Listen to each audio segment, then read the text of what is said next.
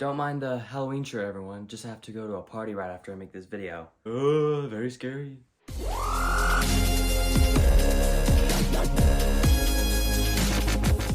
Speaking of scary stuff, we had a scary fast event yesterday. The event the event itself was actually like cool. One of the best ones they've had. The CGI and everything. Even the fact that it was shot on iPhone, like I have to point that out. That was probably the best part. I mean, all my videos are shot on iPhone. They've been out for as long as have made videos, they've been shot on iPhone. But for their events to be finally shot on iPhone is pretty cool. Still sad I didn't see Craig as like a scary vampire or something like that. But still, the event was fun nevertheless anyway. The products were okay. Let's start off with the iMac. It was probably the most boring. It had less than 5 minutes of screen on time. All it has is the M3 chip, which is cool. M3 chip. It's the 3nm chip, but that's all they really put it. They just grab the M3 and put it into the iMac. It was kind of boring, but it's okay. The colors still suck. There's no black option, so honestly, I don't think anyone's gonna buy this. But the worst part about this is that none of the accessories were upgraded to USB-C accessories.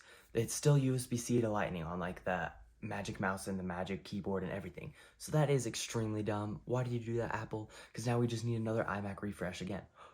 M4 iMac? Next up, we got the MacBook Pros.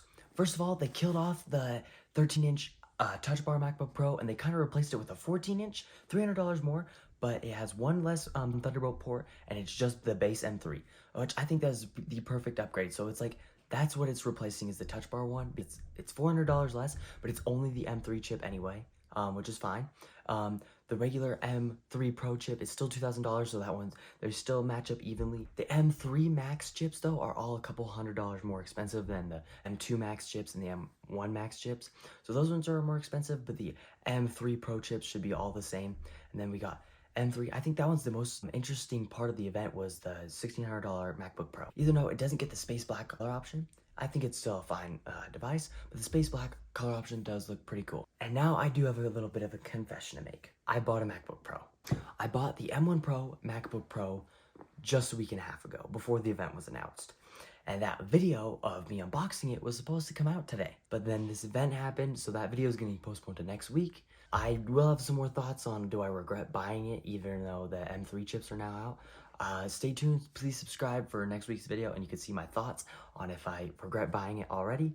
But basically, that was kind of funny. I didn't know we were gonna have an event. At the time, they said no events, nothing the rest of the year, so I was like, okay, I'll buy this computer.